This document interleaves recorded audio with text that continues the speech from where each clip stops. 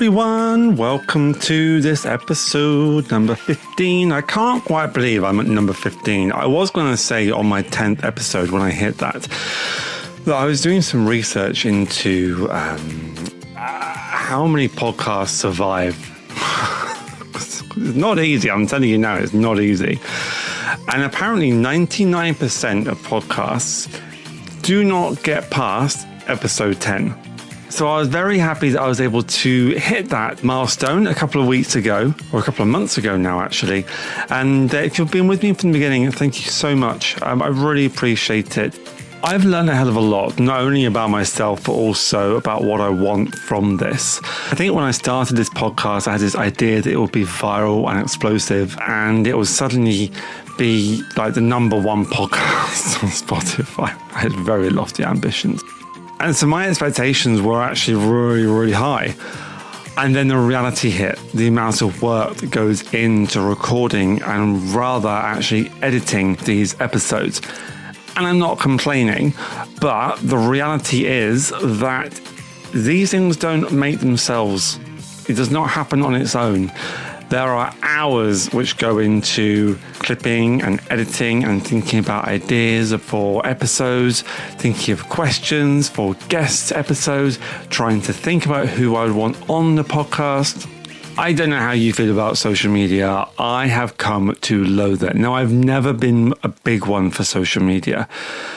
Oh, blimey. But I type into Google or whatever and say, how do I get more followers and stuff like that? And it's constantly saying to me, you need to be consistent. You need to keep promoting. You need to keep posting stuff. And I'm like, I have nothing to post. Like, I'm busy. I've got a life. I've got a job. I've got a very busy life. And I have not got time to spend 20 minutes every single day. And invariably it's longer, thinking of some sort of post to keep people engaged who invariably don't engage back. And actually it's made me think, well, why am I doing this? Why am I hunting and searching for all these likes and all these follows and all these listeners? And it's so easy to get caught up in what I think I should be doing rather than what I want to be doing. And it's been really nice, actually, the past couple of weeks, the past month or so, I've really come to this clarity in my own mindset that, yes, I may not have very many listeners and I may not have very many followers on Instagram or anything like that, but I have to trust that it is reaching the people that want it and the people that it is intended for. So if you are listening after what we are now on episode 15, I just want to send you all my love, all my thanks, and that is a real heartfelt thanks. Thank you so much. I was talking a moment ago about the expectations versus reality of starting this podcast and what I wanted from it versus what is actually happening at the moment. And that made me think about the expectations versus the realities of psychic work and mediumship. And I guess I just wanted to take a few moments just to go through some questions that I have been asked and some questions that I thought I might ask before my, I guess you could use the word, awakening. If you are listening to this and you feel you are in contact with your psychic and your mediumship gifts, you will know that the reality is very different to what the perceived reality is, especially the perceived reality if viewing through the lens of Hollywood. You will know that the signals and the communication and the feelings that we get as we do this work are so subtle, so incredibly subtle. However, if you are not in touch with those gifts and abilities, and I believe that everyone has the ability to be in touch with those gifts, but if you are currently not, you may have a very, how can I word this? I don't want to use the word stereotypical, but you may think of this work in a certain way, and the reality is actually very different. So I've written down the questions which I feel I have been asked the most since I've started doing this. And some of these questions are also questions which I had before I started. So let's start with that first question. Can you turn your abilities on and off? Or are you always picking up on spirits and energy? Let me start by answering that in two parts. And I'll start with the last part of that question. Am I always picking up on spirits and energy? Absolutely not. No. I can have a very normal day and not think I'm in contact with anyone, and not pick up on any energies, not pick up on people around me. When I'm interacting with my clients, my gardening clients, for example, on a day-to-day basis, I am not thinking, oh God, as they're talking to me about their geraniums, I can feel their granddad step in, or I can feel their mum or their dad. That is not happening at all. I have had a couple of times where I've thought, oh, yeah, someone's here, but my mind is with that client. My mind is on the job. My mind is giving that client, that person, 100% of my time and my focus, as it should be, not with their loved ones on the other side. My brain is too busy. When I'm doing my day job, I'm constantly listening to something. I've always got one earbud in so that when that one eventually runs out of battery, I can just stick the other one in while that one goes to charge. So I've always got something in my ear listening to a podcast of some sort. And normally for me, that podcast is about history or is about politics. Sometimes it's about spirituality, but actually I've sort of stepped away from those podcasts recently. But you don't need to know about what my podcast interests are. The point I'm trying to make is that my mind is always busy. And I guess if I didn't have something in my ears talking to me about world events, then maybe I would be more aware. I am aware of intuition. And I guess you could argue that intuition, spirit, and energy is all the same thing. But can I turn my abilities on and off? Not knowingly, no. I can fill my mind with activities, I can do things, but I guess I have to shift my vibration, I have to shift my feeling into the other world if I want to give a message. I'll give you an example. I did a platform event the other night with two other mediums, and I felt absolutely nothing until I stood up and started talking. And even then, nothing was coming through until I started to just make a few jokes and introduce myself. And it's a worry. Every time I do platform, nothing's going to come through. But it's not until that last minute when I just close my eyes, I center myself, I open my waiting room, and I put my green light on above my head. And I say, okay, I am ready to receive. Come on through. And it's not until that moment when I feel and I understand who is around me.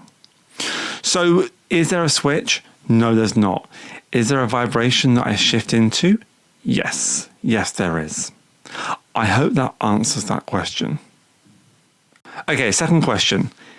If you're really psychic, shouldn't you always know what's going to happen? No. Psychic does not mean I am a fortune teller. It does not mean that I can see into the future. Now, I'm still trying to work out what my belief system is around this future telling, what is going to happen. I don't know if that's possible or not. I don't know. What I can tell you is that the word psychic, for me, means that I am tapping into someone's soul. If I'm sat in front of someone, I center myself, I ground myself, I try and align my vibration with the person opposite me in a way where I can be open to the feelings, be open to the pictures, the sounds that come into my mind that are related to that person. That, to me, is what psychic is. Psychic is about being able to tap into an individual's energy.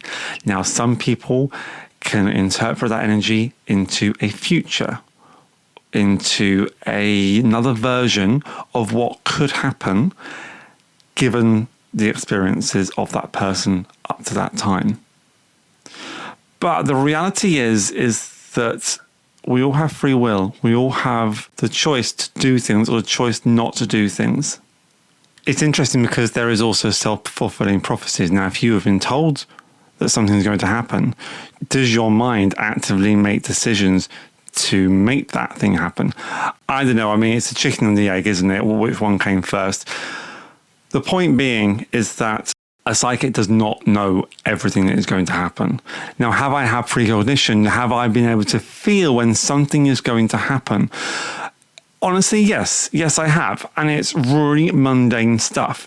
For example, in my old job, I worked with a lot of young people. I delivered apprenticeships. So when a young person would sign up to an apprenticeship, I would go out, I would see them, and I would take them through their qualification.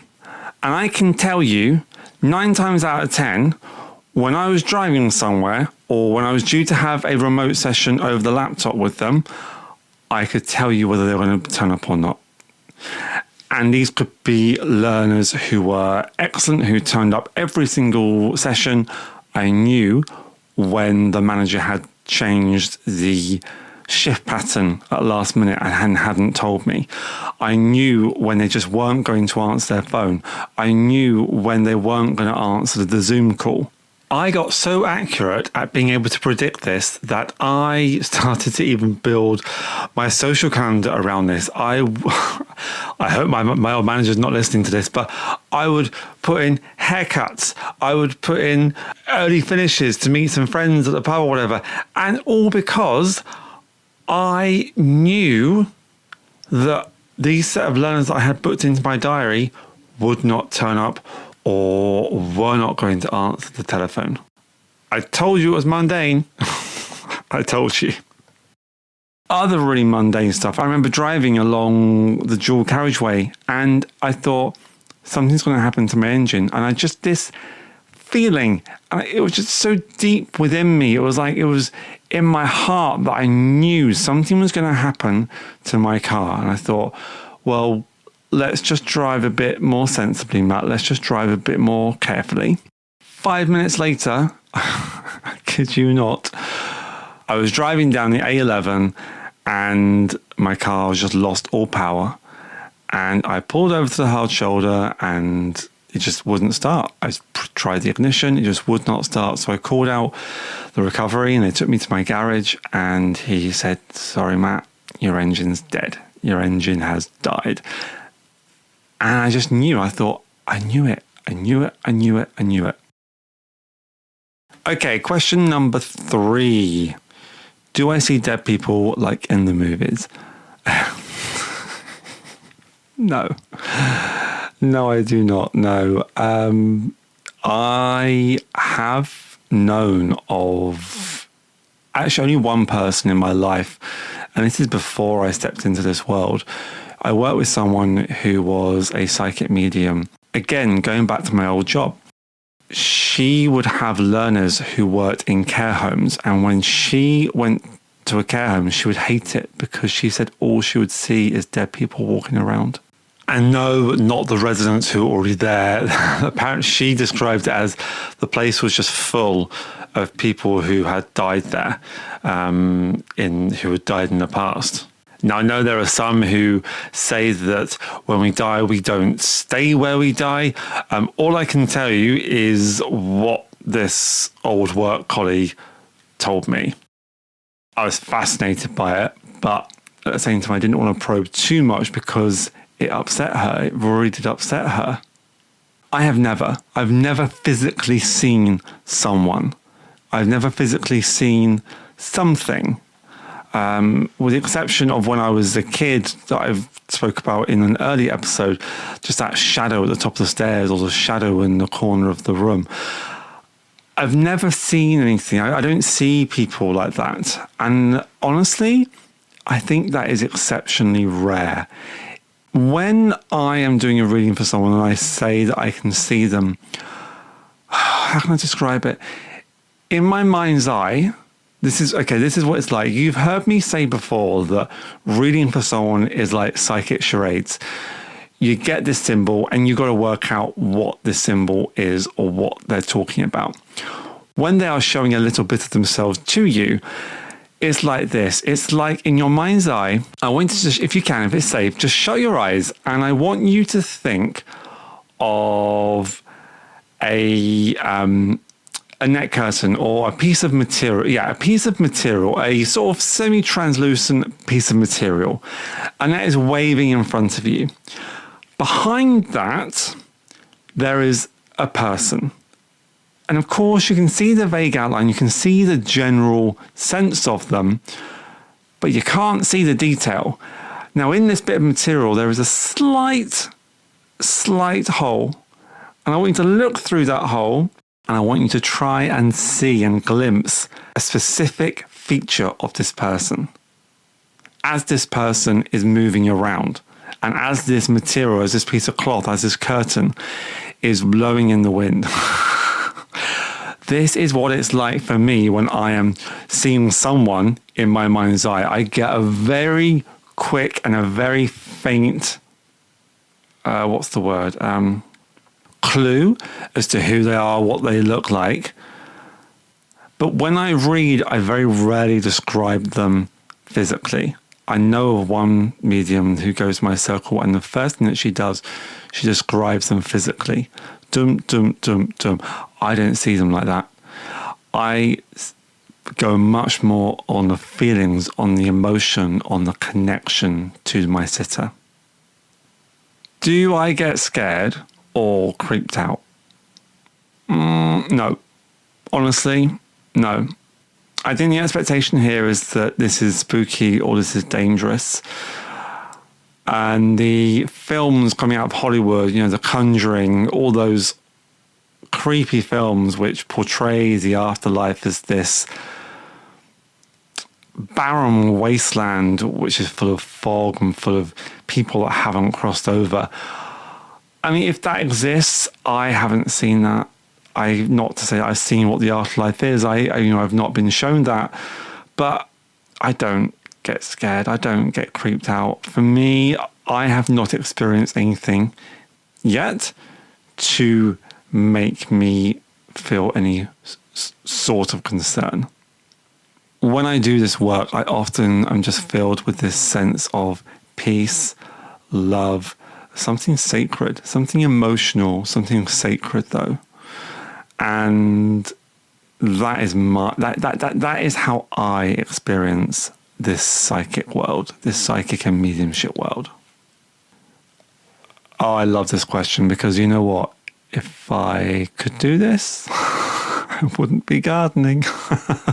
Can I win the lottery if I'm a psychic? I mean, as good a chance as anyone, I guess, but no more. No, absolutely not. And actually what you'll find is a lot of people will ask that question. And actually, if I'm honest with myself, I asked that question. When I first stepped down this road, I was like, all right, well, if this is true, give me some numbers. And I did write these numbers down. And to my shame, I haven't even checked on them. I haven't. I don't ask what my psychology with that is. I'm very strange. I do not like money. I've got this thing where I just hate money. I just find it the root of all evil, and it's just horrible stuff. But I have heard this question answered a few times. This is not my original answer, but I do like it, so I will repeat it. And I can't remember who said it or where I heard it from. But basically, my ethos and my philosophy here is that we are here to learn lessons, or we are at least here to experience a certain set of experiences. This physical world is ideal for creating scenarios which are going to cause suffering and difficulties and hard lessons and hard experiences. If I were to win the lottery tomorrow, yes, my life might be difficult in some ways, but you can guarantee things might get a lot easier. The things that I'm experiencing difficulty with today wouldn't be an issue, would not be causing me the same problems or the same grief as it is today. So if I were to win the lottery, if I were to be able to pluck these magical numbers out of the psychic lottery ball machine, then I am not here to learn the lessons which I feel I'm here to learn. Or at the very least, I'm not going to experience the hardships that my soul needs to experience in order to, well, I don't know, for whatever reason it needs to experience these. I don't know. I won't know that until I'm dead and gone from this world. But that being said, if you gave me the choice of experiencing hardship in this world or winning the lottery, I might take the latter. What's the difference between a psychic and a medium? Well, I said earlier on that a psychic works soul to soul. If I am tapping into someone's energy psychically, I am tapping into that person's energy. Nicola, the woman that runs my circle, she says this quite nicely. She's got this phrase where if you're working psychically, you're working soul to soul, and you are reading everything that is on that person's aura, everything that that person has experienced, everything that person has felt is on them. And if you're working psychically, you can tap into that vibration to understand those experiences a bit more, to be able to tap into those memories, to be able to tap into those experiences. Mediumship is similar but different. Instead of tapping into soul to soul, I am tapping into spirit. So from my soul to spirit, or to the person in front of me, they're people who are no longer here physically. It is a different vibration. It's difficult. It is so subtle, so incredibly subtle, these differences. And sometimes you're not sure if you're picking things up psychically. Sometimes you're not sure if you're picking things up mediumistically. And sometimes it doesn't even matter. Because if you're touching that person's soul and you're speaking your truth from what you are feeling, from the vibrations you are feeling, then that's great.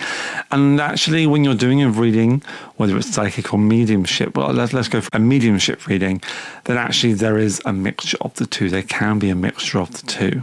Because your sitter's person, who is no longer here physically, is still guiding me as the medium as to what I need to pick up on, what I need to be saying to them. I hope that makes sense, and I hope that clarifies the difference between the two.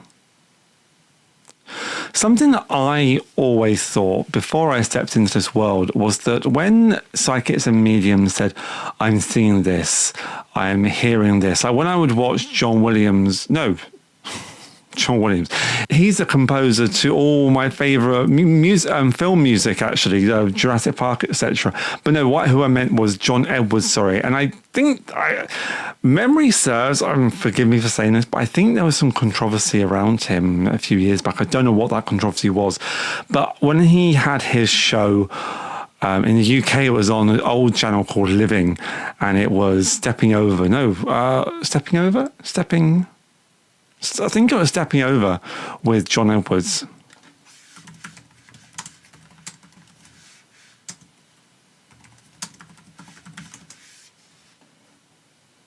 Sorry, just on a quick Google, Crossing Over, that's better, Crossing Over with John Edwards. And he would say things like, I'm hearing the word Marjorie, or I'm hearing dog bark, or they're telling me that there was an issue in the family about how the funeral was conducted, or I'm seeing a bouquet of flowers and they're giving you a bouquet of flowers. That was the phrase. Whenever he said, they're giving you a bouquet of flowers, I would always think, what? So this invisible person who is sat next to their loved one is giving their loved one who can't see or feel them this bouquet of flowers. And I always thought that was a bit weird and a bit cruel, if I'm honest, a bit cruel. But as I've been doing this for a while now, as I've been doing this for the past almost 2 years, I so get it. I understand it better now. When a psychic or a medium says, I can hear, they are not actually hearing as you are hearing my voice in your ears right now. It is not a physical hearing. It is almost like a memory. It's, like when, if I would say to you, sat here now, listening to me talk, imagine what it sounds like to hear church bells. Can you hear those church bells? Physically, you cannot. but you can still hear them. There's something in your brain which is making you understand the sound that the church bells makes. That is what it is like when I hear things. It's almost distant. And again, this is what the subtlety of this work is.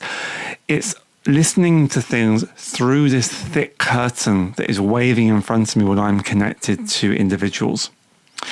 Names are difficult. I don't, personally, for me, at my stage in my development, I don't like saying names because 9 times out of 10 I will get it wrong.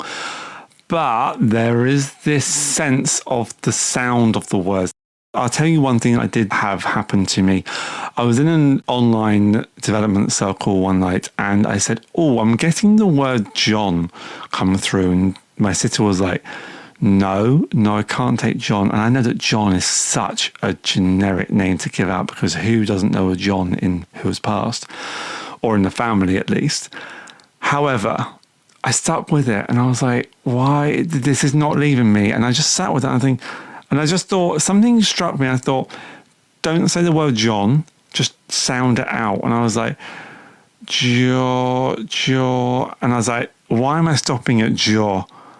And then my mind thought, George. And I said, oh, are we on George? And she said, yes, that's who you have. That's who you're bringing through.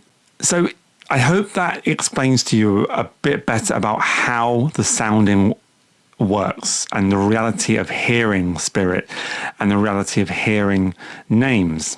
Now, when you feel, again, let's go back to the example I gave earlier. Well, John Edwards was saying that he feels there's a rift in the family over the funeral, for example. There was a difference in opinion on how the funeral should be handled. That's such a specific thing to say. And the reason I bring that up actually is not even John Edwards related. It's just that's actually something that I said in my last platform event to an audience member. I said to her, I know that there was an issue around how his funeral was handled. And the girl said to me, yes, there was. There was a difference of opinion. How the hell did I know? I have no idea. All I can tell you is that through a combination of visuals, through a combination of just how my emotions felt at that time, through a combination of what I just knew to be true, these words just tumbled out of my mouth. I haven't got any other explanation other than it just felt right. This scenario played out in my mind. I could feel how it made people in her family feel, and I just said that. What more can I say? I don't know how to describe that better. The images, I said to you already about the curtain, seeing things through the little hole in the curtain on the other side and getting glimpses of it. Other times they'll show you these symbols.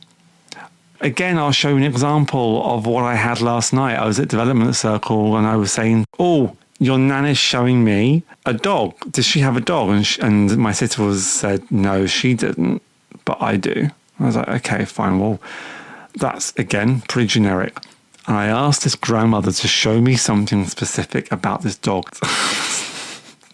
Straight away in my mind's eye, I was seeing this dog's tail. This tail was just wagging. But I knew there was something about this tail. I didn't know if it was the colouring of the tail. And I kept saying, I said to my sister, there's something about this tail. Is there a spot on this tail where there's some sort of discoloration? There's something around this tail. And she's like, he's only got half a tail. I was like, right, thank you. I knew it was something about the tail because she was just showing me this waving tail. And there was like this banding of colours around the tail. So when you hear a psychic or a medium say, I can see this, I can see that, they're not physically seeing it. It is in their mind's eye. I mean, there may be some psychics and mediums out there who do see things as if they were to see it in the physical world. I don't. That's not me. I see things in my mind's eye, which is why when I start my readings, I close my eyes just so I can filter out the world, so I can just feel what comes in.